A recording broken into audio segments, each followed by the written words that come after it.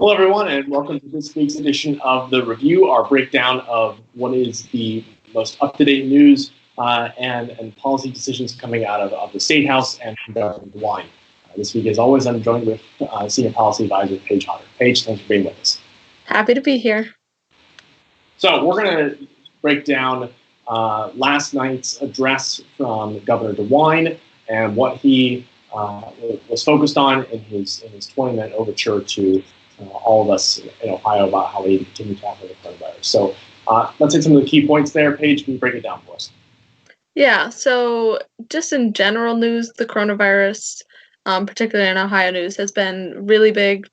The recent spikes we are seeing are great cause for concern. And as a result, we had the address from the governor last night.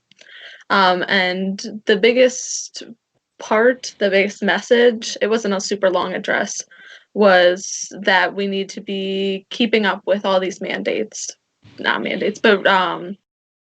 suggestions.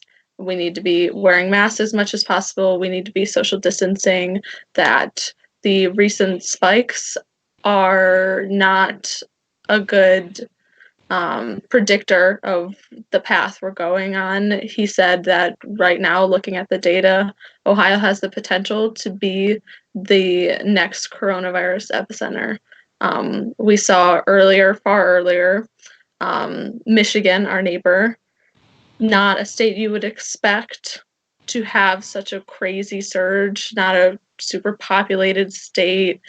It just went crazy. And I mean, we're obviously not really sure what happened there, but we're looking at the data in Ohio now, and we see that that has the potential to be Ohio.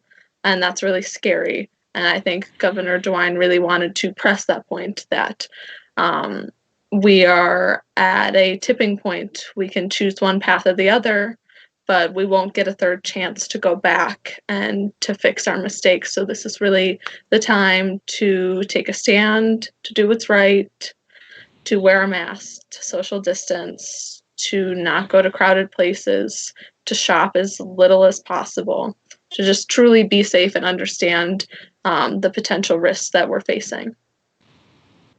Now, let's be clear about what the governor was asking us to do. And while he was obviously pointing out all the different things him and the Ohio Department of Health and Dr. Acton have asked us to do since day one, distancing, and now making sure that everyone wears a mask. These were not mandates of any new kind. He explicitly stated that this was not the time for any new particular health orders, nor was the time for a new discussion of that. Is that consistent with the way the rest of the country is approaching this virus?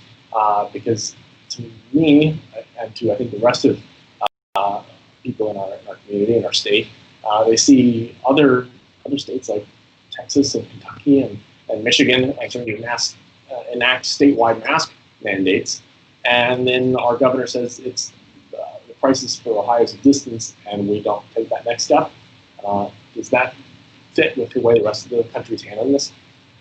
No, and I think that's one of the biggest problems the United States have faced all over in terms of coronavirus response is a lack of leadership on all levels from our government. And to me, it's really disappointing to see that. I had personally thought that once we got the ball rolling, that Governor DeWine had been doing a pretty good job.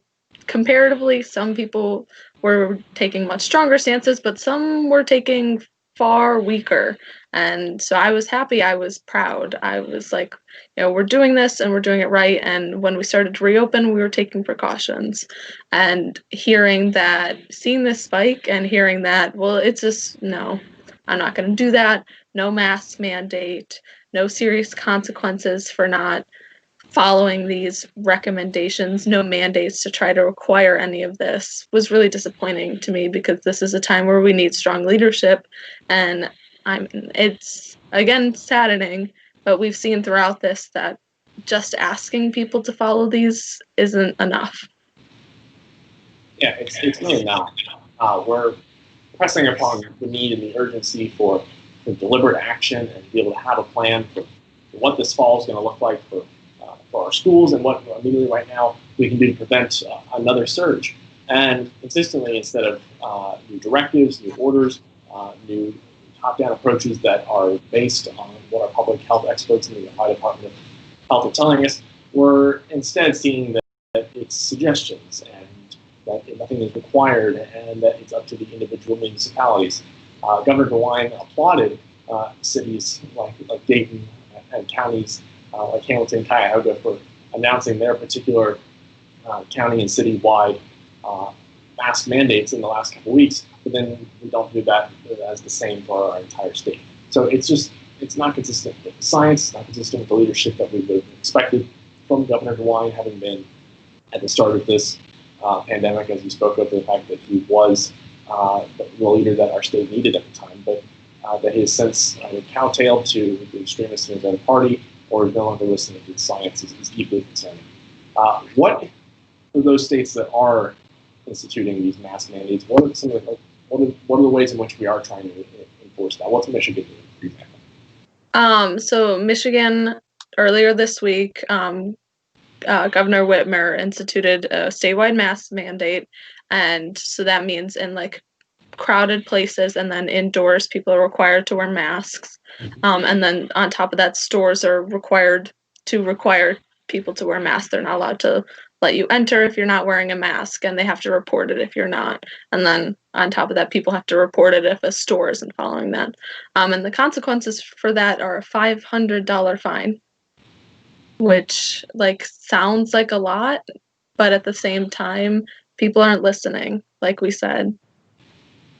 It truly upsets me that just asking people to do this for the common good isn't enough, but it wasn't, and it hit Michigan really hard early on, and I think they're really scared of that happening again, and Governor Whitmer is committed to not letting that happen again, and so she's doing what she has to. And I think Ohio needs to follow in their footsteps. I think Michigan's very lucky to have government in this time of crisis. She's done a good job handling it from day one and for sticking up for her state, for her community, when the science told her to take particular action that those people who disagreed from the State House in Michigan told her not to. She's willing to stick up for the science and for what we need to do to prevent the virus in Michigan, and we need that kind of similar leadership in Ohio. And we're seeing it even in the private sector, where massive superstores are starting to institute their own individual mask requirements, where anyone entering Walmart is going to be required to wear a mask now. And that's incredibly smart. It's good leadership on those corporations' part, but we should be able to expect the same from our governor and from the state legislature as a whole, to be able to focus on real science and not to placate those who would spread conspiracy theories. So, any other major ways in which last night's speech either we need to take further steps from there, or ways in which it could impact us going forward? No, I think we covered the big points of the speech, and I guess the last point I would want to make is that, or one point that I thought was very astute, was one of the biggest complaints we saw throughout the lockdown was that it's super damaging to the economy, that it'll be very difficult to recover. And obviously we've since opened, and the point was made that wearing masks is the way to keep our economy open, is the way to keep things going, and the way to avoid a lockdown that it looks like Ohio is quite possibly heading towards. So, I mean, I hate to say it, but if, fear of spreading the disease possibly to someone else isn't enough, then wear a mask so that we can keep our stores open and keep our economy going. They're intertwined, our public health efforts and our ability to keep the economy running. The lockdowns were instituted because we didn't properly prepare for this virus ahead of time, and we're going to be headed in the same direction again if we don't all pull together and properly take the measures into consideration that have been placed before us for months now. We all need to be our own individual leaders in our own communities. So, thank you, Paige, for the breakdown. I really appreciate your time, and thank you to all who have watched. Please stay safe.